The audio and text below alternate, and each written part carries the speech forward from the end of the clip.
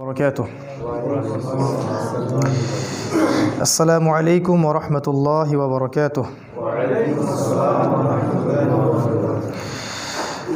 إن الحمد لله نحمده ونستعينه من يهده الله فلا مضل له ومن يضلل فلا هادي له ونشهد أن لا إله إلا الله وحده لا شريك له ونشهد أن محمدا عبده ورسوله. أما بعد فإن خير الحديث كتاب الله وخير الهدي هدي محمد صلى الله عليه وسلم وشر الأمور محدثتها وكل محدثة بدعة وكل بدعة ضلالة وكل ضلالة في النار. فقد قال الله تعالى في كلامه المجيد بعد أعوذ بالله من الشيطان الرجيم والعصر إن الإنسان لفي خسر إلا الذين آمنوا وعملوا الصالحات وتواصوا بالحق وتواصوا بالصبر. যাবতীয় প্রশংসা ও গুণগান একমাত্র মহিয়ান গরিয়ান আল্লাহ রব্বুল আলামিনের জন্য, যিনি আজকে পূর্ব খাসবাগ আহলে হাদিস জামে মসজিদে বাদ এশা আমাদেরকে মাসিক কোরআনী তালিমি বৈঠকে বসার তৌফিক দান করেছেন। সকলে শুকরিয়া আদায় করি আলহামদুলিল্লাহ। দরুদ এবং সালাত বর্ষিত হোক মহান আল্লাহ প্রেরিত সর্বশেষ এবং চূড়ান্ত নবী মানবতার মুক্তির দূত মুহাম্মদুর রাসূলুল্লাহ সাল্লাল্লাহু আলাইহি ওয়াসাল্লামের প্রতি। আমরা সংক্ষিপ্ত আকারে দরুদ পাঠ করি, আল্লাহুম্মা সাল্লি আলাইহি আল্লাহুম্মা বারিক আলাইহি।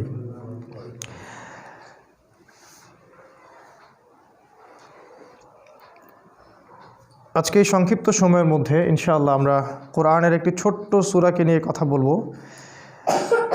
যদিও বেশ কয়েকটা বিষয় নিয়ে আমি ভাবছিলাম কোনটা বলা যায়, আমি চুজ করতে পারছিলাম না যে আসলে কোনটা বলবো। আজকে আপনাদের দ্বিতীয় তালিমি বৈঠক, আমি যতটুকু জানি এর আগে একটা তালিমি বৈঠক হয়েছিল, আজকে তৃতীয় তালিমি বৈঠক। আমরা আল্লাহর কাছে দোয়া করি আল্লাহ পাক যেন প্রতি মাসে অন্তত একটা দিন আমাদেরকে এইভাবে বসার তৌফিক দান করেন, আল্লাহুম্মা আমিন। একবার ভাবছিলাম লুকমান হাকিম তার সন্তানকে যে উপদেশগুলো দিয়েছেন সেটা নিয়ে কথা বলবো। আর একবার ভাবছিলাম আসহাবুল কাহফকে নিয়ে কথা হবে। আবার ভাবছিলাম মুসা এবং খিদির আলাইহিস সালামকে নিয়ে কথা হবে। আবার ভাবছিলাম যে সূরা আসর নিয়ে কথা হোক। তা আমি নিজেও একটু কনফিউজ ছিলাম যে কোনটা নিয়ে বললে বেশি ভালো হয়। তো তুলনামূলক আমার কাছে মনে হচ্ছে এখন যে সূরাতুল আসর বিষয়টা তুলনামূলক একটু সহজ হবে অন্য বিষয়গুলোর চেয়ে। আর যেহেতু এখানে ছোট ছোট বাচ্চারা বেশি, পাশাপাশি যুবক ভাইরাও আছেন, তো এই সূরাটাই মনে হয় সুইটেবল হবে।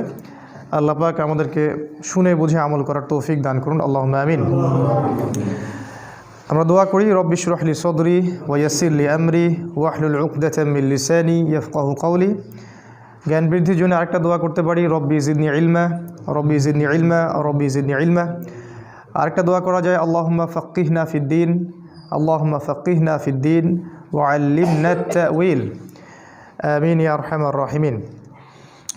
সূরাতুল আসর, আমরা জানি পবিত্র কোরআনুল কারীমে 114টা সূরা আছে। 114 সূরার মধ্যে 86টা সূরা হলো মাক্কি আর 28টা সূরা হলো মাদানী। যে সূরাগুলো মক্কায় নাজিল হয়েছে, রাসূল সাল্লাল্লাহু আলাইহি ওয়াসাল্লাম যতদিন মক্কায় ছিলেন মানে 13 বছর, এগুলোকে মাক্কি সূরা বলে। আর দেখা যায় মাক্কি সূরাগুলোর মধ্যে তাওহীদ, রিসালাত, পরকাল, কিয়ামত, হাসর, জান্নাত, জাহান্নাম এই টপিকগুলোই বেশি আলোচনায় আসে। আর পক্ষান্তরে মদিনায় হিজরত করার পর যে সূরাগুলো নাজিল হয়েছে এগুলোকে মূলত বলা হয় মাদানী সূরা। আর মাদানী সূরাগুলোর মধ্যে বেশিরভাগই হালাল হারাম, জায়েজ না জায়েজ, আদেশ নিষেধ এগুলো বেশি আছে। কারণ মক্কার 13 বছরে আল্লাহ তার বান্দাদের ঈমানকে তাজা করেছেন, ভিতরের হৃদয়ের জগৎটাকে আল্লাহ পাক পরিবর্তন করেছেন। তারপরে গিয়ে যখন মদিনায় আয়াত নাজিল হচ্ছে সুদ ছেড়ে দাও, মদ ছেড়ে দাও, তখন সেগুলো মানুষ খুব ইজিলি আমল করতে পারছে। সর্বপ্রথম যেটা দরকার মানুষের হৃদয়ের আকিদার বিশ্বাসের পরিবর্তন। এটা যখন আল্লাহমুখী হবে, পরকালমুখী হবে, তখন একটা মানুষ অটোমেটিকলি ইনশাআল্লাহ ইসলামের বিধানগুলো পালন করবে। আর যদি কোনো মানুষের আকীদাগত বিশ্বাসের পরিবর্তন না করা যায়, তাহলে যতই চাপ দেন না কেন সে হয়তো মুখে মুসলিম হবে, ভিতরে মুনাফিক থেকেই যাবে। তো সূরাতুল আসর একটা মাক্কি সূরা, যেটা মক্কায় নাজিল করা হয়েছে। ইমাম শাফিঈ রাহিমাহুল্লাহ এই সূরা সম্পর্কে একটা কথা বলেছেন। তিনি বলেছেন, লাউ আনজালাল্লাহু হাযিহিস সূরা লাওয়াসিআতহু। তিনি বলেছেন, যদি আল্লাহ পাক কোরআনের সব কিছু বাদ দিয়ে শুধু সূরা আসরই নাজিল করতেন তাহলেও যথেষ্ট ছিল। আমি আবার বলছি, তিনি বলেছেন আল্লাহ পাক যদি শুধুমাত্র সূরা আসরটুকুই নাজিল করতেন আর কিছুই নাজিল না করতেন তারপরেও যথেষ্ট ছিল। কারণ এই সূরার মধ্যে সমস্ত মৌলিক বিষয় চলে আসে। সময় সংক্ষিপ্ত, আমরা হয়তো সব ডিটেলস আলোচনা করতে পারবো না, কিন্তু মূল পয়েন্টগুলো আজকে আমরা টাচ করবো ইনশাআল্লাহ।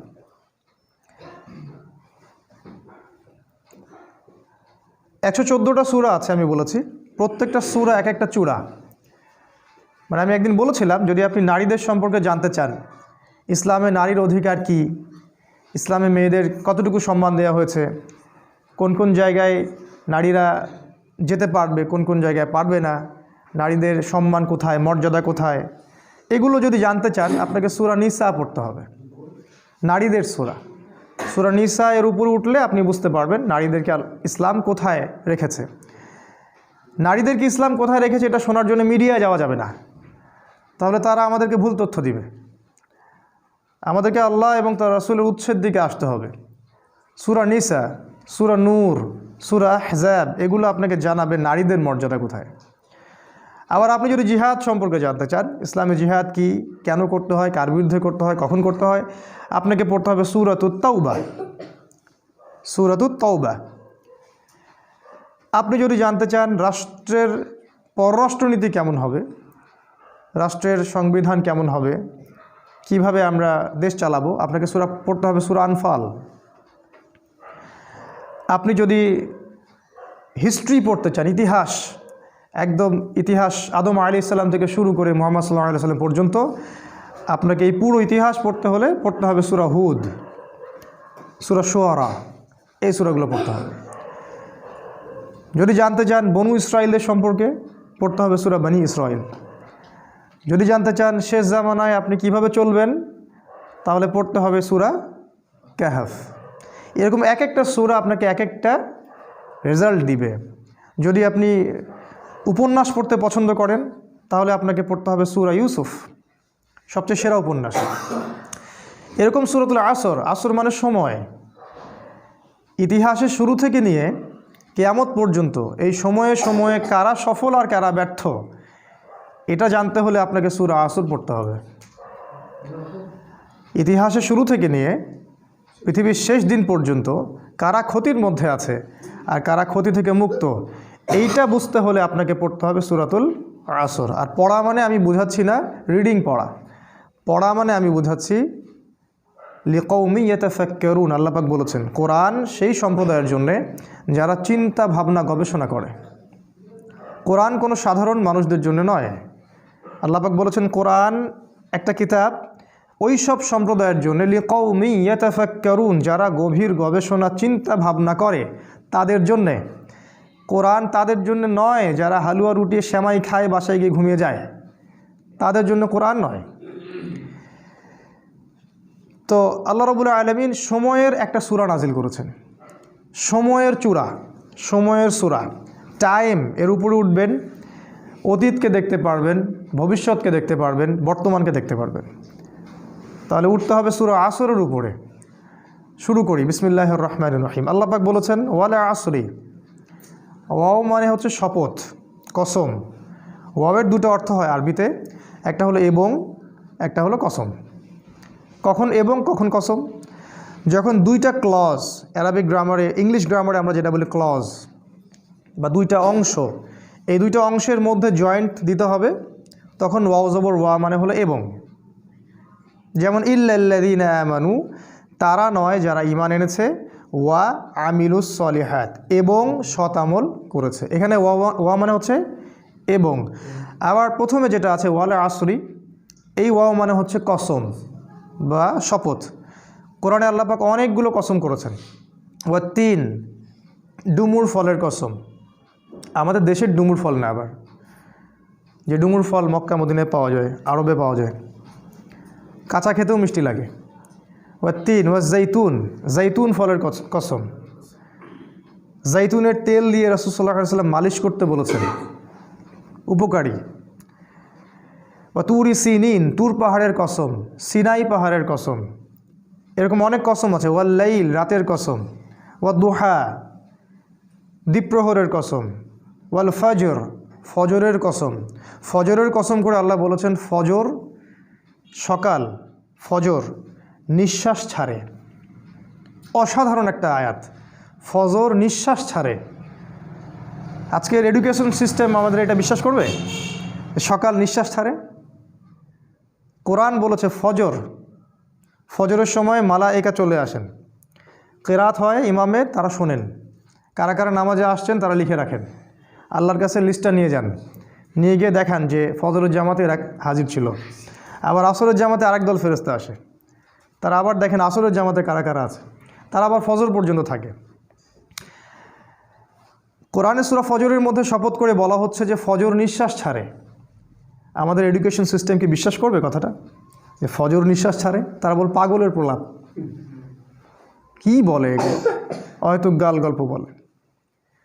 এই জন্য আমি বারবার বলি যে this education system is created by দাজ্জাল। এই এডুকেশন সিস্টেমটা ক্রিয়েট করেছে দাজ্জাল নিজেই। তার উদ্দেশ্য একটাই, কিভাবে আমাদের পুরো জেনারেশনের পর জেনারেশন, প্রজন্মের পর প্রজন্মকে আল্লাহ থেকে দূরে সরানো যায়, এটাই উদ্দেশ্য, আর কোনো উদ্দেশ্য নেই। একজন পিএইচডি ডিগ্রি অর্জন করবে কিন্তু ভিতর থেকে হবে অন্ধ। একজন ডক্টরেট করবে, বাইরে থেকে ডিগ্রি নিয়ে আসবে, তার বাবা মা থাকবে বৃদ্ধাশ্রমে, সে ইন্টারনালি ব্লাইন্ড। আল্লাহ পাক এরকম অনেক কসম করেছেন, একটা কসম সময়ের কসম।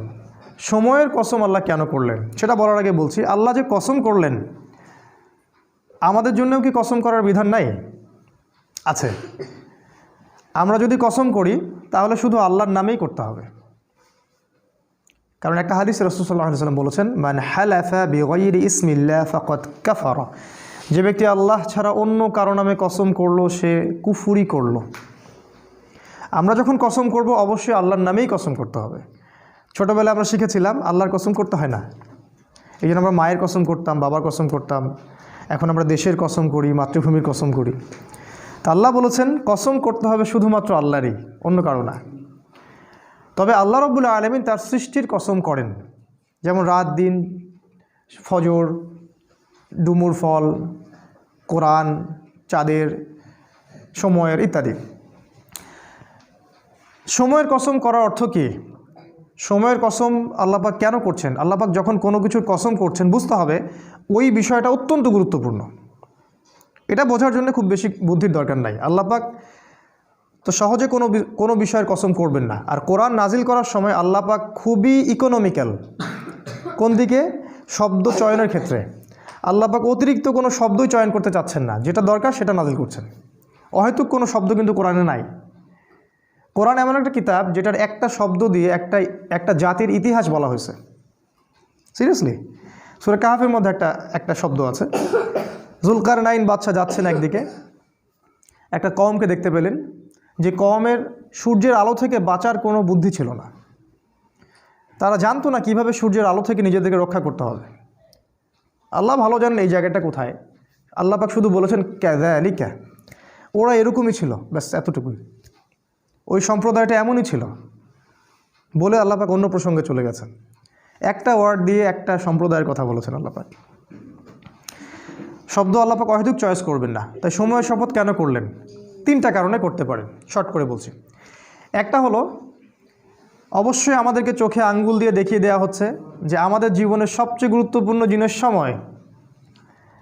আমাদের মানব জাতির জন্য সবচেয়ে গুরুত্বপূর্ণ জিনিস হচ্ছে সময়, যেটা আমরা ফেসবুকে, অনলাইনে থেকে, ইউটিউবিং করে, গার্লফ্রেন্ডের সাথে সময় অপচয় করে, কফি খেয়ে, চায়ের দোকানে আড্ডা পিটে, খেলার মাঠে নষ্ট করি। তবে মানুষ যখন মৃত্যুবরণ করবে কিয়ামতের মাঠে এবং জান্নাতে যদি চলেও যায়, সেখানে গিয়েও মানুষের আফসোস হবে ওই সময়গুলোর জন্যে যে সময়গুলো মানুষ অহেতুক নষ্ট করেছে, যে সময়গুলোতে মানুষ আল্লাহর কথা বলেনি, আল্লাহর জিকির করেনি, রাসূলের প্রতি দরুদ পড়েনি, ওই সময়গুলোর জন্য মানুষ আফসোস করতে থাকবে। একজন জান্নাতি ব্যক্তিও আফসোস করতে থাকবে, কেন আমি ওই সময়গুলো আল্লাহর জিকির করিনি। সময় সবচেয়ে বেশি ইম্পর্টেন্ট জিনিস। আর এই সভ্যতা, এই গডলেস ওয়ার্ল্ড এবং এই এডুকেশন সিস্টেম আমাদের সময়গুলোকে খেয়ে ফেলেছে। এখন আমার মনে হয় এই 30 বছরের জীবনে এসে আমার কাছে মনে হয় যে আমার জীবনের 15 বা 18টা বছর অপচয় হয়ে গেছে। 18 বছরে আমি হাফেজ হতে পারতাম, আমি হয়তো হাদিসেরও হাফেজ হতে পারতাম, বুদ্ধি ব্রেন ভালো ছিল, ফার্স্ট হতাম সবসময়। আমি হয়তো ফিক পড়তে পারতাম, ইতিহাস পড়তে পারতাম, সিরাত পড়তে পারতাম। এখন সারাদিন রাত যত কাজই করি না কেন আত্মতৃপ্তি হয় না, মনে হয় কিছু না কিছু গ্যাপ থেকেই গেল, আর এই গ্যাপটা কখনো পূরণও হবে না, অসম্ভব।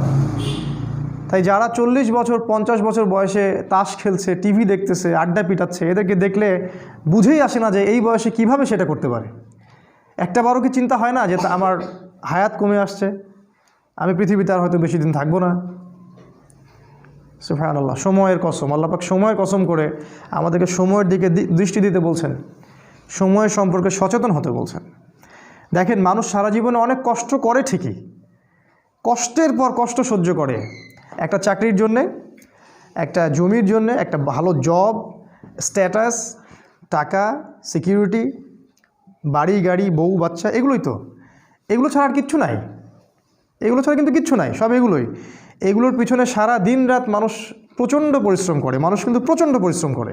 আর শয়তান মানুষকে প্রচণ্ড পরিশ্রম করিয়েও নেয়, ও মানুষকে কষ্টের পর কষ্ট দিয়ে জাহান্নামে নিয়ে যেতে চায়। কিন্তু দেখেন, কষ্টের ট্র্যাকটা ভুল, কষ্টের ট্র্যাকটা ঠিক নাই, রং ট্র্যাকে সে কষ্ট করছে।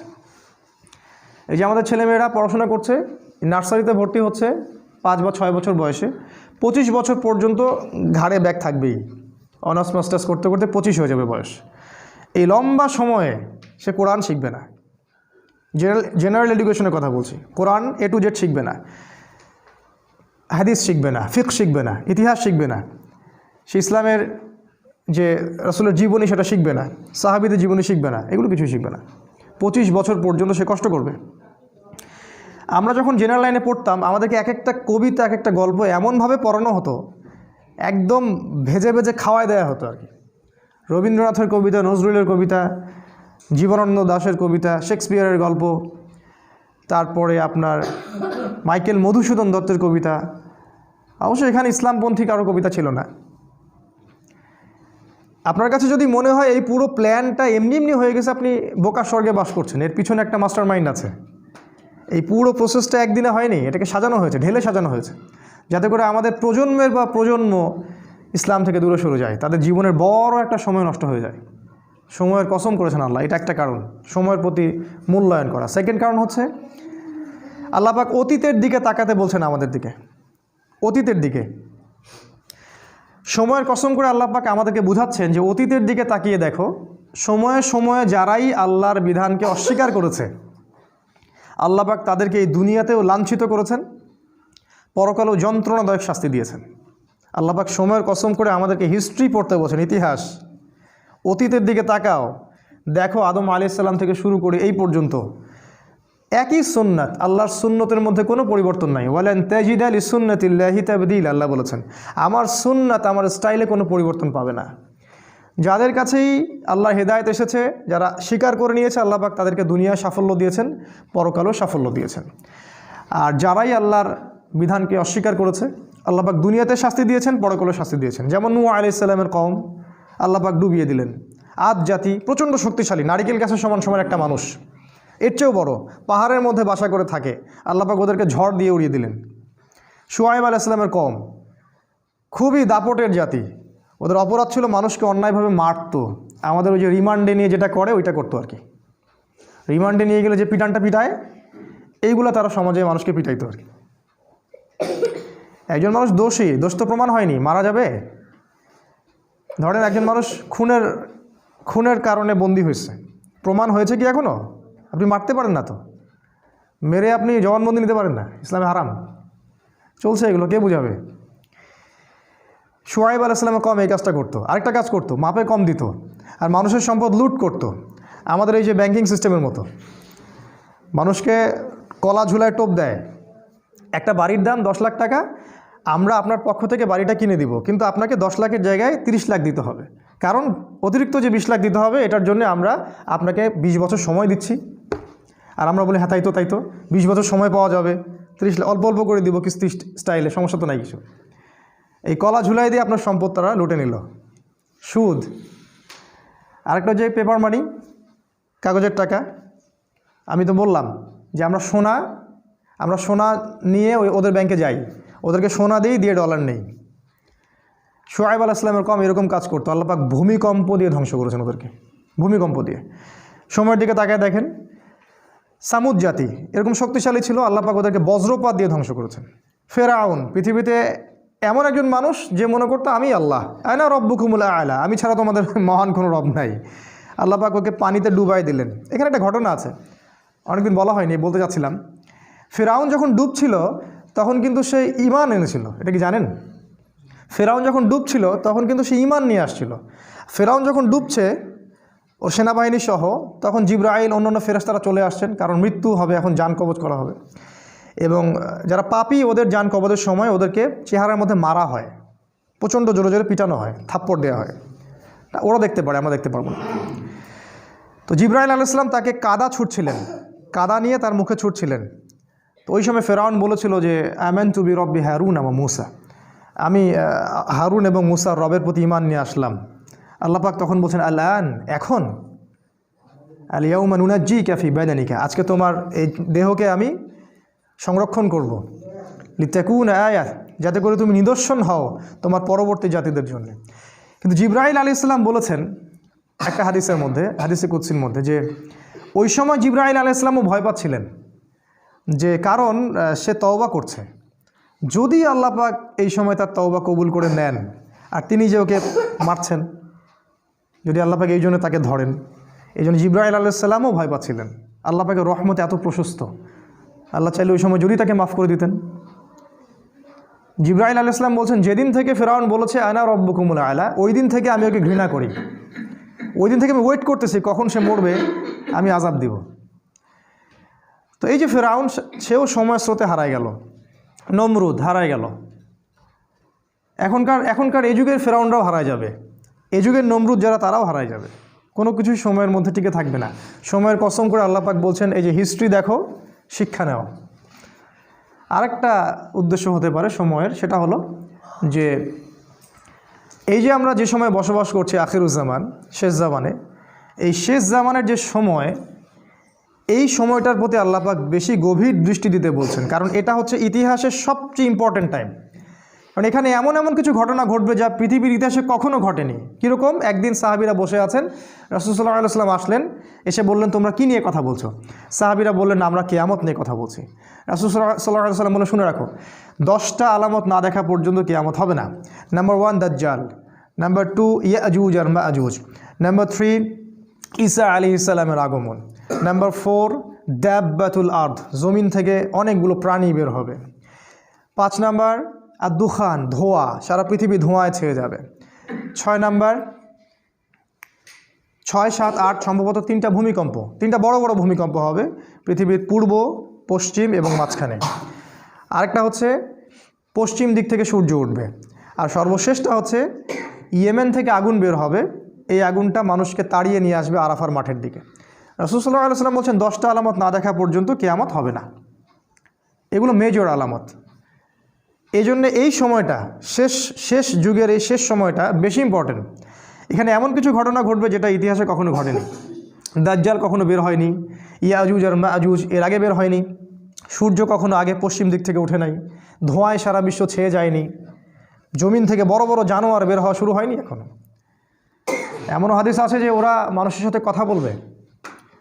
একজন পুরুষ ঘর থেকে বের হলে ঘরে ফিরে আসবে, বাড়ির দেওয়াল, ওই ব্যক্তির পা, অন্য জানোয়ার তাকে বলে দিবে বাড়িতে কি হয়েছিল। মানে এরকম প্রযুক্তি আসতেছে সামনে। সময়ের কসম করে আল্লাহ পাক এই শেষ জামানার দিকে আমাদেরকে তাকাতে বলছেন, এবং এটা বলছেন এই শেষ জামানায়, এই জায়গাটা ভালো করে বোঝেন, এই শেষ জামানায় ইন্নাল ইনসানা লাফি খুসর, এই শেষ জামানার প্রত্যেকটা মানুষ ক্ষতির মধ্যে আছে। এটা আল্লাহ বোঝাচ্ছেন আমাদেরকে।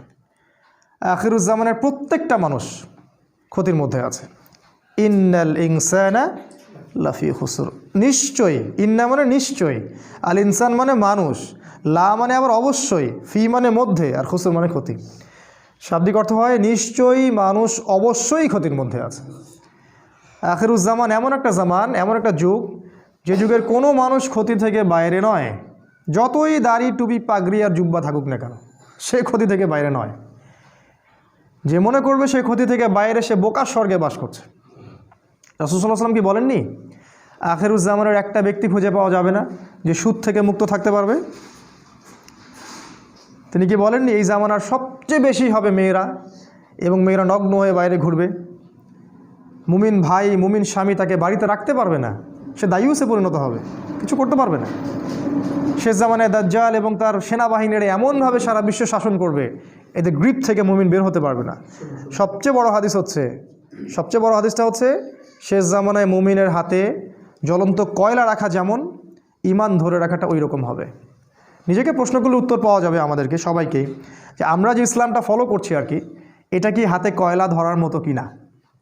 আমরা যে ইসলামটা ফলো করছি, আসলেই কি আমরা হাতে জ্বলন্ত কয়লা ধরে আছি কি না? এরকম কষ্ট হচ্ছে কি না? যদি কষ্ট হয়, সুসংবাদ আপনার জন্যে। যদি কষ্ট হয়, তাহলে আপনার জন্য সুসংবাদ, আপনি সেই ব্যক্তি যার কথা রাসূল বলেছেন। আর যদি কষ্ট না হয়, আফসোস আমাদের জন্যে, আমার উপর ধিক্কার, আমি সেই ব্যক্তি যার কথা রাসূল বলেছেন নেগেটিভলি, পজিটিভলি না। কি বলেছেন রাসূল সাল্লাল্লাহু আলাইহি ওয়াসাল্লাম? সকালে মুমিন থাকবে, বিকালে কাফের হয়ে যাবে। বিকেলে কাফের থাকবে, সকালে মুমিন হবে। ইয়াবিউ রাজুলু দীনাহু লিআরদি দুনিয়া, দুনিয়ার বিনিময়ে একজন ব্যক্তি তার দিনকে বিক্রি করে দিবে। এই হলো আখিরুজ্জামান। এই জামানার প্রত্যেকটা মানুষ ক্ষতির মধ্যে। তবে আল্লাহ পাক বলেছেন 4 শ্রেণীর মানুষ নয়। 4টা কাজ যারা করবে, একই সাথে 4টা কাজ, 4টার মধ্যে যে কোনো একটা নয়, 4টা কাজই একই সাথে অ্যাট দ্য সেম টাইম, 4টা কাজ যারা করতে পারবে এবং এর উপর ইস্তেকামাহ, দৃঢ় থাকতে পারবে, তারাই ক্ষতি থেকে বেঁচে থাকবে। তার মধ্যে নাম্বার 1 হচ্ছে ইল্লাল্লাযীনা আমানু, ঈমান। ঈমানটা কেন এখন আমি বুঝি। এই ওয়ার্ল্ডটাকে রিড করতে হলে, এই বিশ্বে আসলেই কি হচ্ছে এটা বুঝতে হলে, আপনার ভিতর থেকে একটা নলেজ দরকার, ইন্টারনাল একটা লাইট দরকার। যার ভিতরে ঈমান নাই, তার ভিতরে আল্লাহর পক্ষ থেকে নূর আসবে না, পসিবল না। যার ভিতরে, হৃদয়ের ভিতরে ঈমান নাই, আল্লাহর পক্ষ থেকে লাইট বা নূর আসবে না। আর আল্লাহর পক্ষ থেকে কলবের মধ্যে নূর না আসলে সে ভিতর থেকে দেখতে পারবে না আসলে কি হচ্ছে। যেমন আমাদের মেয়েদের কথা বলা হচ্ছে মিডিয়ায়, মেয়েরা অনেক এগিয়ে যাচ্ছে, প্রোগ্রেস, প্রগতি সমান তালে চলছে, সম অধিকার, অগ্রগতি, তাই না? কিন্তু কোরআন, সুন্নাহ এবং আখিরুজ্জামান স্টাডি করলে আমরা দেখছি যে মেয়েরা এগিয়ে যাচ্ছে ঠিকই, কিন্তু জাহান্নামের দিকে। এই যে চিন্তার জগতের বিশাল একটা পরিবর্তন, এক শ্রেণীর মানুষের কাছে এটা প্রোগ্রেস, আর আমি বলছি এটা জাহান্নামের রাস্তা। বিশাল একটা পার্থক্য না? এই পার্থক্যের কারণ হচ্ছে যে মন্তব্যটা করেছে সে বাহ্যিক দৃষ্টি দিয়ে করেছে, কিন্তু আমরা কোরআন সুন্নাহ থেকে ঘেটে ইন্টারনাল অবজারভেশন থেকে মন্তব্যটা করলাম। এই ইন্টারনালি লাইট পেতে হলে আমাকে নূর দরকার, আর নূর আসবে আল্লাহর পক্ষ থেকে। আর কখন আসবে? যখন আপনি কোরআনের কাছে আসবেন, যখন ঈমান নিয়ে আসবেন। ইল্লাল্লাযীনা আমানু, এই হলো প্রথম। আর হাদিসে আছে, হাদিসে জিবরিলের মধ্যে ঈমানের 6টা পিলার, তো অনেকেই জানি না। ঈমানের 6টা পিলার হচ্ছে, 1 নাম্বার আমানতু বিল্লাহ, আল্লাহর প্রতি বিশ্বাস করা, তার ফেরেশতাগণের প্রতি বিশ্বাস করা, তার আসমানি কিতাবগুলোর প্রতি বিশ্বাস করা, রসুলগণের প্রতি বিশ্বাস করা, পরকালের প্রতি বিশ্বাস করা এবং তাকদিরের ভালো মন্দের প্রতি বিশ্বাস করা। এই 6টা পিলারকে বিশ্বাস করার নাম ঈমান। এখানেও 3টা কথা আসবে, শুধু বিশ্বাস করা না, হৃদয়ে বিশ্বাস করা, মুখে স্বীকৃতি দেয়া। হৃদয়ে আগে বিশ্বাস করা, মৌখিক স্বীকৃতি দেয়া এবং কাজে বাস্তবায়ন করা। শুধু বললেই হবে না যে আমি মুমিন, কাজে প্রমাণ করতে হবে। কিছু মানুষ আছে আমাদের বলে যে আমি তো গুনাহ করিনি, নামাজ পড়ার কি দরকার আছে, আমি তো খারাপ কাজ করি না, আমি তো সারাদিন ভালো কাজ করি, জনকল্যাণমূলক কাজ করি, আমি তো জননেতা, নামাজের তো প্রয়োজন নাই। নামাজ তাদের জন্য যারা গুনাহ করে, ওদের গুনাহ মাফ করানোর প্রয়োজন আছে, তারা যাবে নামাজে, আমি নামাজে যাব কেন? কিছু মানুষ আছে কোরআন, সুন্নাহ, ইসলামকে এর সামনে আত্মসমর্পণ তো করবেই না, বলে যে আমি মানবতার কল্যাণে কাজ করি, আমি জনকল্যাণমূলক কাজ করি, আমি গাছ লাগিয়ে দিই, আমি কম্বল বিতরণ করি, আমি কত ভালো কাজ করি। এগুলো তো ভালো কাজ, আমি তো সদা সত্য কথা বলি, ব্যবসায় হালাল খাই, আমার নামাজের তো দরকার নাই। ঈমানের একটা পিলার হচ্ছে মনে বিশ্বাস, মুখে স্বীকৃতির সাথে সাথে কাজে অবশ্যই বাস্তবায়ন করতে হবে। এই কাজে বাস্তবায়ন করতে গিয়ে কিছু মানুষ শৈথিল্যবাদী হয়ে যাবে, আর কিছু মানুষ হয়ে যাবে চরমপন্থী। আমাদেরকে হতে হবে মধ্যমপন্থী, খুব চরমপন্থীও না, আবার শৈথিল্যবাদীও না। কারণ আল্লাহ পাক এই উম্মতকে বলেছেন উম্মাতান ওয়াসাতা লিতাকুনু শুহাদা আলান নাস, তোমরা হচ্ছে মধ্যমপন্থী উম্মত, তোমাদেরকে অন্য অন্য উম্মতগুলোর উপরে সাক্ষী হিসেবে উপস্থাপন করা হবে। 1 নাম্বার, ক্ষতি থেকে বেঁচে থাকবে তারাই যারা মুমিন, এই 6টা পিলারের প্রতি বিশ্বাস করে, তারপরে মুখে স্বীকৃতি দেয় এবং কাজে বাস্তবায়ন করে। 2 নাম্বার, ওয়া আমিলুস সলিহাত, ঈমান আনার সাথে সাথে যারা সৎ আমল করে। এখন আমিলুস সলেহ এর সংজ্ঞা কি? এক কথায় খুব সহজ করে যদি সংজ্ঞা বলি, তাহলে যে আমল বা যে কাজগুলো আল্লাহ অনুমোদন করেছেন, তার রাসূল অনুমোদন করেছেন, বা রাসূলুল্লাহ সাল্লাল্লাহু আলাইহি ওয়াসাল্লাম করেছেন বা করতে বলেছেন, অথবা মৌন সম্মতি দিয়েছেন। সোজা সিম্পল। যে প্রত্যেকটা কাজ আল্লাহর রাসূল সাল্লাল্লাহু আলাইহি ওয়াসাল্লাম আল্লাহর বিধানের আলোকে আমাদেরকে করতে বলেছেন, অথবা নিজে করেছেন, অথবা কেউ করেছেন তিনি মৌন সম্মতি দিয়েছেন, এই ধরনের কাজগুলোকে বলা হয় আমলুস সলেহ। যেমন 5 ওয়াক্ত সালাত, রমাদান মাসের সওম। রমাদান মাসের কথা আসলো, আমরা একটা দোয়া করে নেই।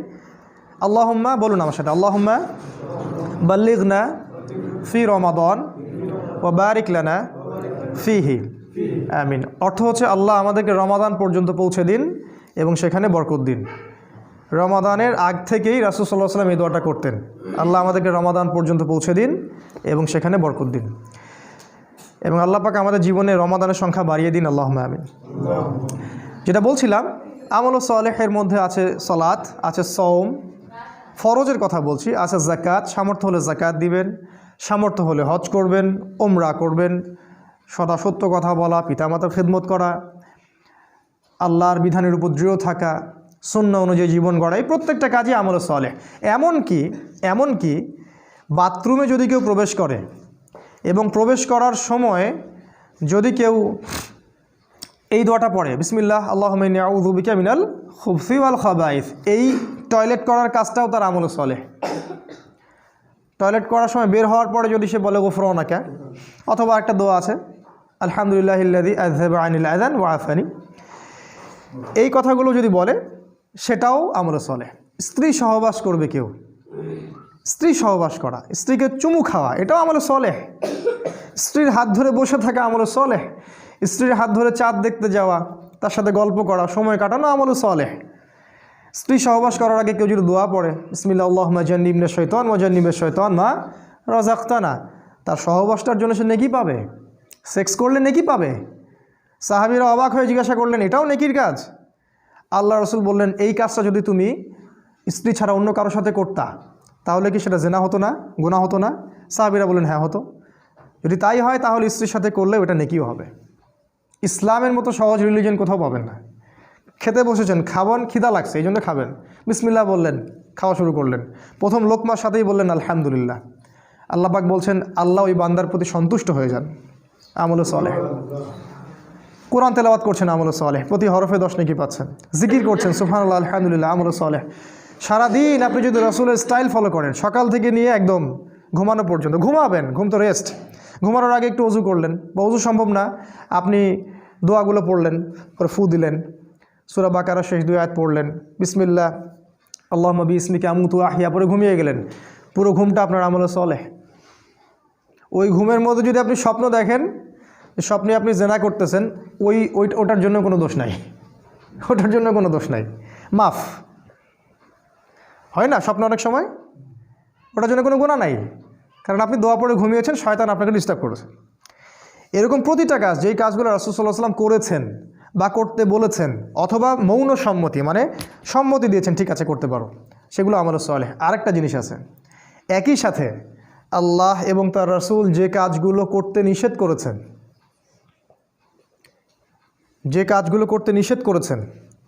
যে কাজগুলো করার ব্যাপারে শাস্তির কথা বলেছেন, সেই প্রত্যেকটা কাজ ছেড়ে দেওয়াও আমলে সালেহ।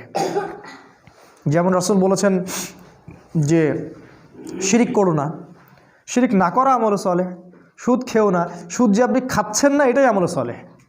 সুদ আপনি খাচ্ছেন না, সুদ খাবো না বলে অন্য একটা আপনি রিজিকের সোর্স খুঁজেছেন, যে আমি সুদে থাকতে চাই না, এই জন্য আমি কলা বিক্রি করি। ওই কলা বিক্রি করাটা আপনার আমলে চলে, এবং আপনি আল্লাহর কাছে মর্যাদা পান ওই কোটটাই পড়া ব্যাংক অফিসারের চাইতে। কোটটাই পড়া ব্যাংকের অফিসার আল্লাহর কাছে রক্তচোষা প্রাণীর মতো। কোরআনের ভাষায় বললে হয়তো অনেকে কষ্ট পাবেন, আল্লাহ পাক বলেছেন জানোয়ারের মতো। আল্লাহ পাক বলেছেন জানোয়ারের মতো, সূরা আরাফ আয়াত নাম্বার 179। মাঝে মাঝে একটু হিট দিয়ে কথা বলতে হয় বলেই আল্লাহ এগুলো কথা বলেন। তো এই যে আমরা অন্যায় থেকে দূরে থাকছি, এটাও আমলে চলে। ওই যে টাকনুর নিচে কাপড় পরলে গোনা হয়, আপনি প্যান্টটা কেটে নিলেন, এটাই আমলে চলে, কারণ আপনি টাকনুর নিচে কাপড় পরতে চাচ্ছেন না, দাড়ি শেভ করতে হয় না, এই জন্য আপনি ছেড়ে দিয়েছেন। দাড়ি যতদিন থাকবে আপনি আমলে চলের মধ্যেই আছেন, কন্টিনিউয়াসলি নেকি লেখা হচ্ছে। আর এইটা একমাত্র সুন্নাহ যেটা মৃত্যুর পর আপনার পরিচয় বলে দিবে আপনি মুসলিম না মুসলিম। যে একমাত্র সুন্নাহ, ভিজিবল সুন্নাহ, যেটা নিয়ে আমরা কবরে যাব। আর কোনো সুন্নাহ নিয়ে আমরা কবরে যাচ্ছি না, ভিজিবল, দেখা যাচ্ছে না। একমাত্র সুন্নাহ যেটা দেখা যাচ্ছে, এইটা নিয়ে কবরে যাবে মানুষ। পাগড়ি নিয়েও যাবে না কবরে, জুব্বা নিয়েও যাবে না কবরে। তো যেটা বলছিলাম যে আপনি যে অন্যায়গুলো, এগুলো থেকে যে দূরে থাকছেন, এটা আমলে চলে। সেটা প্রত্যেকটা অন্যায় হোক না কেন, যত বড় স্কেলেই হোক আর যত ছোট স্কেলেই হোক। তাহলে আমলে চলে আমি মনে হয় বোঝাতে পেরেছি। যে আমলগুলো রাসূল করেছেন, করতে বলেছেন অথবা সম্মতি দিয়েছেন, সেগুলো আমলে চলে। একই সাথে যেগুলো রাসূল নিষেধ করেছেন, এগুলো ছেড়ে দেওয়াও আমলে চলে। আরেকটা বিষয় আছে, সেটা হলো যে আমলে সালেহ এর বিপরীত জিনিসকে বলা হয় বেদাত। যখন কোনো ব্যক্তি আমলে সালেহ করে না, অন্য কোনো পদ্ধতি অবলম্বন করে যেটা আল্লাহ এবং তার রাসূল অনুমোদন করেননি ইসলামে, এটাকেই বেদাত বলা হয়।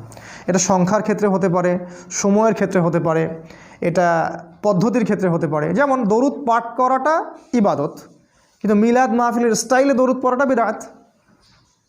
একজন ব্যক্তি দোয়া করবে, একাকী দোয়া করতে পারে, মাশাআল্লাহ, কোনো সমস্যা নেই, কিন্তু সম্মিলিতভাবে একটা সিস্টেম তৈরি করে নেওয়া, এটা বেদাত।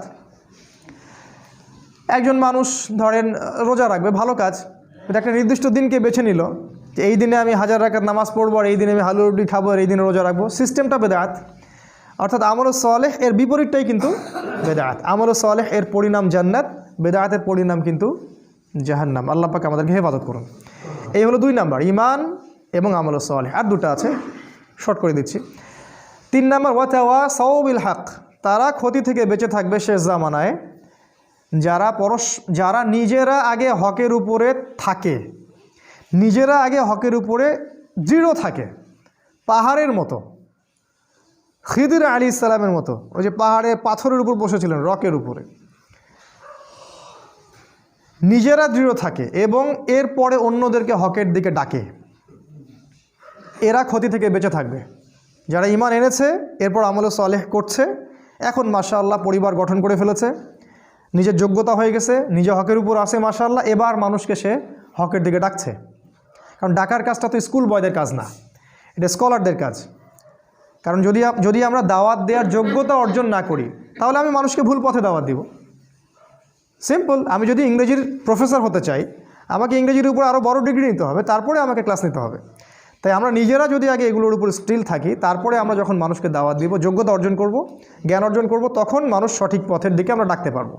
আর এই জায়গায় কিন্তু সমস্যা আছে, আমরা দাওয়াটা খুব পছন্দ করি, তো যোগ্যতা থাক বা না থাক একটু সুর করে বলতে পারি, পড়াশোনা থাক বা না থাক, হ্যাঁ পড়াশোনা খুব একটা নাই, সুর আছে গলার মধ্যে।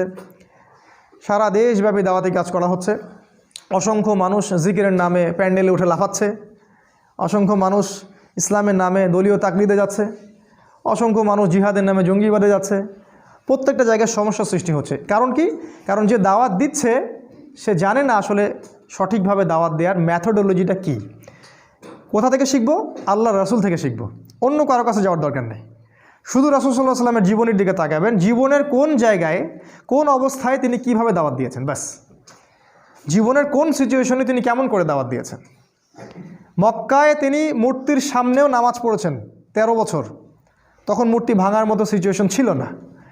মদিনায় খেলাফত কায়েম হওয়ার পরে আবার যখন মক্কা পুনরুদ্ধার করা হলো, তখন তিনিই আবার মূর্তি ভেঙে দিলেন, নিজের হাতেই মূর্তি ভাঙলেন, জা আল হক ওয়া যাহাকাল বাতিল বললেন। তাহলে দুইটা সিচুয়েশন আলাদা ছিল।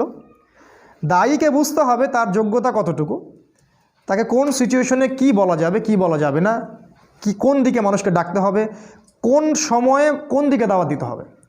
এখন উম্মার যে সময়, এই সময়টা মানুষকে ছোট ছোট ইখতিলাফি বিষয়ের দিকে মতভেদ করার সময় নয়।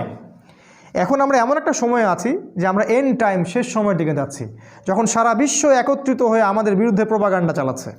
আর এই সময় যদি আমরা বিভিন্ন দলে উপদলে ভাগ হয়ে থাকি, তাহলে আমাদের ওই যে হাওয়া বেরিয়ে যাবে, আল্লাহ পাক সূরা আনফালে বলেছেন, বাতাস বের হয়ে যাবে, হাওয়া বের হয়ে যাবে, তোমরা পাগুলো স্থলিত হবে, এক ভাইকে মারবে আরেক ভাই হাসবে, এক ভাইকে মারবে আরেক ভাই হাসবে, বলবে আমাকে তো মারে নাই, আমার দলকে তো কিছু বলেনি, সমস্যা নেই। তো বোকা বুঝতে পারেনি যে পরে ওর কাছে ওরা আসতেছে। তো এইটা হবে। তাহলে হকের দাওয়াত দেওয়ার আগে আমাদেরকে হকটাকে চিনতে হবে, হক চিনতে হবে, এবং এর উপরে আগে নিজেদেরকে দৃঢ় থাকতে হবে, তারপরে গিয়ে আমাদেরকে অন্যকে দাওয়াত দিতে হবে। এবং দাওয়াত দেওয়ার সময় আমাকে পরিবেশ, পরিস্থিতি এবং সময় বুঝতে হবে, কোন সময়ে কোন প্রেক্ষাপটে কিসের দাওয়াত দিতে হবে। এবং এই দাওয়াত দেওয়ার সময় হতে হবে মানুষের সাথে নরম, উদার। একটা মানুষ এখনও ইসলামের বেসিক কোনো বিষয় জানেই না, ধরেন সে সলাতই আদায় করে না, এখন আপনি কি সবার আগে ওকে সলাতের দিকে ডাকবেন, নাকি ওকে আপনি বুকে হাত বাঁধা শেখাবেন? কী করবেন বলেন তো? আপনার বুদ্ধিমানের কাজ কি? অ্যাটলিস্ট তাকে আগে সলাতের দিকে তো ডাকবেন। সে নামাজ পড়তেছে মাশাআল্লাহ, এখন নিয়মিত জামাতে আসে, মাশাআল্লাহ হৃদয়টা পরিবর্তন হচ্ছে, আস্তে আস্তে আস্তে আস্তে আপনি ওকে মাসআলাগুলো বোঝান। আমরা কি করি? আমরা প্রথমে আক্রমণ করি, যেখানে যাই এটা ঠিক না, ওইটা ঠিক না, আপনার এটা ভুল হয়েছে, আপনার এটা ঠিক না। এতে করে কি হয়, ওরা তো এই ব্যাপারটাকে ভালোভাবে দেখেই না, বরং এখানে ওরাও তখন ডিফেন্সিভ হয়ে যায়, ওরাও তখন বলে যে না আমাদেরটাই ঠিক, ওরাও মাহফিল করবে আপনার বিরুদ্ধে, আর আমরাও মাহফিল করবো ওদের বিরুদ্ধে। এই হচ্ছে উম্মার সার্কাস। শব্দটা কি বললাম আমি? সার্কাস। এখন এই বাংলাদেশে এই সার্কাস চলে। হকের দাওয়াত দেওয়ার জন্য হকের সংজ্ঞা জানতে হবে। আল্লাহ পাক সূরা কাহাফের মধ্যে বলেছেন, আয়াত নাম্বার 23 বা 24, আল্লাহ বলছেন ওয়াকুলিল হক মির রব্বিকুম, হক সেটাই, সত্য সেটাই যেটা তোমার রবের পক্ষ থেকে নাজিল হয়। ফামান শাআ ফালইউমিন, যার ইচ্ছা হয় সে ঈমান নিয়ে আসুক, ওয়ামান শাআ ফালইয়াকফুর, যার ইচ্ছা হয় সে অস্বীকার করুক। ইন্না আ'তাদনা লিযালিমিনা নারান, আর আমি আল্লাহ জালেমদের জন্য আগুন প্রস্তুত করে রেখেছি। আল্লাহ পাক হকের সংজ্ঞা দিলেন, হক সেটাই যেটা আল্লাহর পক্ষ থেকে নাজিল হয়। তাহলে আল্লাহর পক্ষ থেকে কি গণতন্ত্র নাজিল হয়েছে? ধর্মনিরপেক্ষতাবাদ, কমিউনিজম, আমাদের সেকুলারিজম, আমাদের এই যে ইউনাইটেড নেশনস জাতিসংঘ, আমাদের ইসরায়েলের ব্যাংকিং সিস্টেম, এগুলো আল্লাহর পক্ষ থেকে নাজিল হয়েছে? কি নাজিল হয়েছে আল্লাহর পক্ষ থেকে? এক সময় আল্লাহর পক্ষ থেকে তাওরাত নাজিল হয়েছিল, ওই তাওরাতই ছিল ওই সময়ের হক, ওই তাওরাতটা ওই সময়ের হক ছিল। এরপরে জাবুরটা ওই সময়ের হক ছিল, ইনজিলটা ওই সময়ের হক ছিল। এখন কিয়ামত পর্যন্ত হকের মানদণ্ড কোরআন এবং সুন্নাহ, এর বাইরে যাওয়ার কোনো সুযোগ নাই। জীবনের প্রতিটা ক্ষেত্রে যদি এটার উপর আমল একজন ব্যক্তির না থাকে, সে ব্যক্তি নামে মুসলিম হতে পারলেও কাজে এখনও পরিপূর্ণ মুসলিম হতে পারেনি। এটাকে বলা আত্মসমর্পণ। এই হকটাকে আমরা আগে চিনলাম, এরপরে আপনি হকের দিকে মানুষকে দাওয়াত দিবেন। আর আমি বললাম দাওয়ার ক্ষেত্রে আমাদেরকে হতে হবে একটু লিবারেল, একটু নমনীয়, মানুষকে আগে বেসিক জিনিসগুলোর দিকে নিয়ে আসা, তারপরে আপনি আস্তে আস্তে কঠিন জিনিসগুলো আলোচনা করেন। আর সবচেয়ে বেশি যেটা ইম্পর্টেন্ট, এই শেষ জামানায় সবার মাঝে একটা মৈত্রীর বন্ধন তৈরি করা বেশি ইম্পর্টেন্ট। সে যে কোনো সংগঠন করুক না কেন, সে যে কোনো দল করুক না কেন, আমাদের দেখা উচিত ওর মধ্যে ভালো কতটুকু আছে। হানাফিদের মধ্যে ভালো আছে, আহলুল হাদিসদের মধ্যে কিছু ভালো আছে, তাবলিগের মধ্যেও দেখবেন আপনি কিছু ভালো আছে, জামাত ইসলামে দেখবেন আপনি কিছু ভালো আছে, চরমনায়ে দেখবেন কিছু ভালো আছে। সবারই মধ্যে কিছু না কিছু ভালো অবশ্যই আছে। আপনি কেমন করে বুঝবেন কোনটা ভালো কোনটা খারাপ? ওই যে বললাম, হক থেকে বুঝতে হবে, হকের মানদণ্ড দেখে আপনাকে ডিসাইড করতে হবে যে এটা ভালো এটা খারাপ। আর একান্ত যদি নাই পারি ডিসাইড করতে আমি, তাহলে সমসাময়িক যত ওলামায়ে কেরাম আছে তাদের কাছে যাব, গিয়ে বলবো, পরামর্শ করব যে আসলে কোনটা সত্য কোনটা মিথ্যা, এবং তারপরে আমি যাচাই বাছাই করে দেব কোনটা সত্যের বেশি কাছাকাছি। আর যদি দেখা যায় দুইটা অপশন দেখা যাচ্ছে, এটাও ঠিক ওইটাও ঠিক, যেমন ধরেন সুবহানাল্লাহ, এটা 33 বার করে পড়া যায়, 33 33 33, আর লাস্টে একবার লা ইলাহা ইল্লাল্লাহ ওয়াহদাহু লা শারীকা লাহ, তাই না? কি জানি লা ইলাহা ইল্লাল্লাহ, হ্যাঁ মাশাআল্লাহ, লাহুল মুলকু ওয়া লাহুল হামদু ওয়া হুয়া আলা কুল্লি শাইইন সহি সহি। আরেকটা হাদিসে আরেকজন সাহাবীকে রাসূল বলছেন 33 33 34 বার আল্লাহু আকবার। এটা কি জয়ীফ? এটা সহি। তাহলে কখনো আপনি ওইটা আমল করেন, কখনো এটা আমল করেন, বৈচিত্র্য থাকলো। বেতের সালাত কত রাকাত পড়েছেন রাসূল? 1 3 7 5 9, কোনটা সহি? সব সহি। এখন কিছু মানুষ বলবে আমরা গোলালু মার্কা আলেম, সবই সহি বলে। এক জায়গায় এই কথাটা বলে আসলাম মিঠাপুকুর জায়গিরহাটে। তো পরে একজন খুবই খেপে গেছে আমার উপরে, খাবার টেবিলে আমার উপর খুব আক্রোশ ঝাড়লো, বলল যে আপনি গোলালু মার্কা আলেম, আপনি সবগুলোকে সহি বললেন। তা আমি জিজ্ঞাসা করলাম বেতর সলাৎ কোনটা সহি? বললো যে আমি তো অত পণ্ডিত না, পড়াশোনা জানি না, বলে চলে গেল। এই যে আমাদের আচরণগত সমস্যা, এটার কারণ আসলে অজ্ঞতা এবং আমাদের সব নলেজগুলো না থাকা। এরকম প্রতিটা মাসআলা আপনি দেখবেন, ওই যে পায়খানা করতে বসা থেকে শুরু করে ঘুমানো পর্যন্ত যতগুলো আমল আমরা করি, প্রতিটা আমলেই একাধিক অপশন আছে। একবারে হাঁটু বেড়ে বসার অপশন আছে, এক পা ডান পা খাড়া করে বসার অপশন আছে পায়খানাতে। খাবার টেবিলে বসার মানে নিচে যখন বসি হাঁটুর উপরে বসার অপশন আছে না? তাশাহুদের মতো বসার অপশন আছে না? কোনটা সহি? বলবেন দুটাই সহি। আপনি সলাতে দাঁড়াবেন, কখনো 2 রাকাত সুন্নত পড়ার অপশন আছে, কখনো 4 রাকাত আছে না? কখনো বেতর 1 রাকাত পড়ার অপশন আছে, কখনো 3 রাকাত আছে না? কোরআন তেলাওয়াত করবেন, অপশন নাই? অপশন আছে।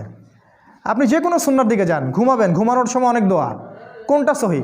সবগুলোই সহি। সূরা কাফিরুন পড়ে ঘুমানোর হাদিস আছে, সূরা কাফিরুন। অনেকে বলবে এটা নাই, আছে, হয়তো সে জানে না। তাই আমাদেরকে এই জায়গায় যেটা করতে হবে যে সব ডাটাগুলোকে এক জায়গায় আনতে হবে।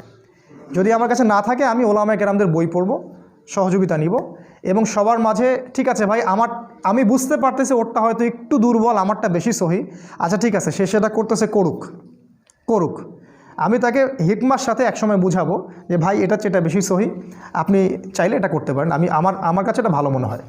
মাশাআল্লাহ। কোনো ইমামের মধ্যে কি কোনো দ্বন্দ্ব ছিল? হানাফি মাযহাবের ইমাম শাফিঈ মাযহাবকে ঘুষি মারতেন নাকি? আমরা এগুলো করি কেন? আমাদের এগুলো অজ্ঞতা অথবা হিংসা অথবা হঠকারিতা এগুলোর কারণে করি। এতে করে আমাদের একটা লাভ হয়, সেটা কি জানেন? আমরা ইহুদি খ্রিস্টান এবং জায়োনিস্টদের দাসে পরিণত হই, এটা আমাদের লাভ হয়। আমরা ইহুদি খ্রিস্টান এবং জায়োনিস্টদের দাসে পরিণত হই, কারণ ওরা বিভক্ত উম্মাকে সুযোগ পেয়ে ধ্বংস করার পথ খুলে যায়। এটা হলো হকের দাওয়াত আমরা দিব। আর একটা হলো সবর, এটা বলে শেষ করছি। সবর ওয়াতাওয়াসাউ বিস সবর, হকের দাওয়াত দেওয়ার সাথে সাথে যারা সবর করে। আচ্ছা, দাওয়াতের সাথে সবরের সম্পর্ক কি? রংপুরে কুকুরের সংখ্যা বেশি হয়েছে না? আমাদের এলাকায় একই অবস্থা। আমাদের এলাকায় কুকুরের যন্ত্রণায় ঘুমানো যায় না এখন। আর একটা বিষয় আমি দেখছি, আমাদের এলাকায় অনেক বিত্তশালী আছে, তো বিত্তশালীদের টাকা রাখার জায়গা নাই, আর বাসায় হয়তো আল্লাহ এবং তার রাসূলের প্রতি সেই রকম তাওয়াক্কুল আছে কিনা আল্লাহ ভালো জানেন, তো সবাই কুকুর পুষতেছে বাসায়, সম্পদ পাহারা দিচ্ছে কুকুররা। সুবহানাল্লাহ। জানেন এই ব্যাপারেও হাদিস আছে যে বিনা প্রয়োজনে যদি কেউ কুকুর পালে, কথাটা মনে হলো, দেখেন এটা উপকার হবে। বিনা প্রয়োজনে যদি কেউ কুকুর পালে, প্রতিদিন তার আমলনামা থেকে 1 কেরাত নেকি কেটে দেওয়া হবে। 1 কেরাত মানে হচ্ছে উহুদ পাহাড়ের সমান। আমি দেখেছি উহুদ পাহাড়, আপনারা যারা হজ করেছেন দেখেছেন, উহুদ পাহাড় এত বড় নেকি তার আমলনামা থেকে কেটে দেওয়া হবে। আবার কেউ যদি কোনো ভাইয়ের জানাজায় যায়, তার আমলনামে 1 কেরাত নেকি লিখে দেওয়া হবে। মাটি দিলে আরও 1 কেরাত নেকি লিখে দেওয়া হয়। তো সবরের সম্পর্কটা কি? হকের সাথে সবরের একটা সম্পর্ক আছে, সেটা হলো সত্য এমন একটা জিনিস যেটাকে আক্রমণাত্মকভাবে প্রতিষ্ঠিত করা যায় না। হক এমন একটা জিনিস যেটাকে কখনো আক্রমণাত্মকভাবে প্রতিষ্ঠিত করা যায় না, ধৈর্যের সাথে প্রতিষ্ঠিত করতে হয়। এক্সাম্পল, আপনি নূহ আলাইহিস সালামের দিকে তাকান, 950 বছর দাওয়াত দিলেন, 40 বা 80টা মানুষ ইসলাম কবুল করলেন। আপনি তাকান ইব্রাহিম আলাইহিস সালাম, সবর করতে করতে দেশে থাকতে পারলেন না, হিজরত করতে হলো। ভাই আমাদের কুইজ প্রতিযোগিতা শেষ করছে। তারপরে দেখেন আপনি আদ সামুদ জাতি, আপনি প্রশ্ন করেন। ঠিক আছে। ফেরাউন, মুসা, ঈসা আলাইহিস সালাম। ঈসা আলাইহিস সালামের তো জায়গাই হলো না পৃথিবীতে। মুসা আলাইহিস সালাম, তাকে উম্মাহ এত কষ্ট দিয়েছে। আমাদের নবী মুহাম্মদ সাল্লাল্লাহু আলাইহি ওয়াসাল্লাম মাঝে মাঝে মুসা আলাইহিস সালামের কথা চিন্তা করতেন আর সান্ত্বনা পেতেন। একদিন আল্লাহ রসুল গনিমতের মাল ডিস্ট্রিবিউট করছিলেন, একজন এসে বললেন, ইয়া মুহাম্মদ ইদিল, হে মুহাম্মদ ইনসাফ করো, তুমি ইনসাফ করছো না। আল্লাহ রসুলকে বললেন এইভাবে ডাইরেক্ট। রসুল সাল্লাল্লাহু আলাইহি ওয়াসাল্লামের পাশে সাহাবীরা ছিলেন, তারা বললেন, ইয়া রাসূলুল্লাহ আমাকে অনুমতি দিন, গর্দান উড়াই দিবে বেটার। আল্লাহ রসুল সাল্লাল্লাহু আলাইহি ওয়াসাল্লাম ধৈর্য ধরলেন, বললেন যে মুসাকে তার কওম এর চেয়েও বেশি কষ্ট দিয়েছিল। তিনি মুসা আলাইহিস সালামের কথা চিন্তা করে সান্ত্বনা নিতেন। এত বেশি কষ্ট বনী ইসরায়েল তাকে দিয়েছিল, কল্পনার বাইরে। আল্লাহ পাক বনী ইসরায়েলের মধ্যে এমন অনেক নবী পাঠিয়েছিলেন যাদের সাথে কোনো উম্মতি ছিল না, 2 জন 4 জন 5 জন 10 জন। আবার এমনও হয়েছে একই সাথে একটা জায়গায় অনেকগুলো নবীকে পাঠানো হয়েছে এবং সবাইকে তারা হত্যা করেছে। একদিনে 40 জন নবীকেও তারা হত্যা করেছিল, এরকম হিস্ট্রি আছে। তো সবরের ব্যাপারটা নবীদের সাথে সম্পর্কিত, তাদের দাওয়াতের সাথে দেখেন হকের সাথে সবর সম্পর্কিত আছে। আর সর্বশেষ দেখেন আমাদের মুহাম্মদ সাল্লাল্লাহু আলাইহি ওয়াসাল্লাম নবীজি, তিনি এত ভালো মানুষ, তাকে আল আমিন বলা হয়।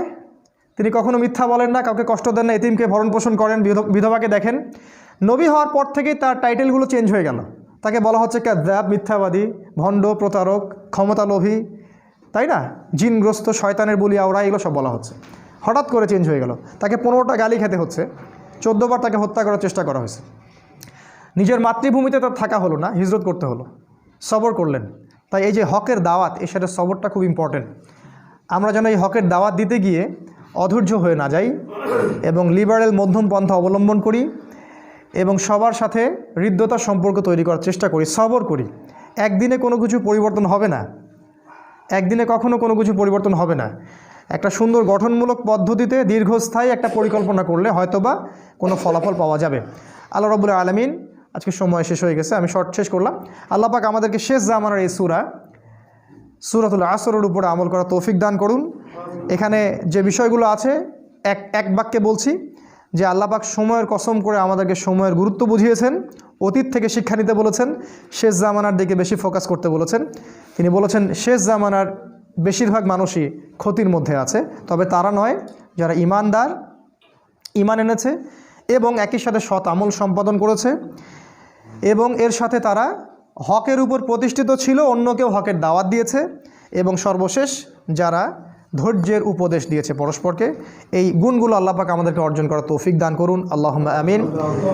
আল্লাহ রাব্বুল আলামিন আমাদেরকে কোরআন বুঝে পড়ার তৌফিক দান করুন, আল্লাহুম্মা আমিন। এবং এই ছোট্ট সূরাটার মধ্যে অনেক ব্যাপক আলোচনা আছে, আপনারা এগুলোর তাফসির পড়বেন, বাসায় তাফসির কিনবেন, পড়বেন, আরও অনেক নলেজ আপনারা জানতে পারবেন ইনশাআল্লাহ। আল্লাহ পাক এই প্রতিটা বিষয়ের উপর আমাদেরকে আমল করার আল্লাহ পাক তৌফিক দান করুন।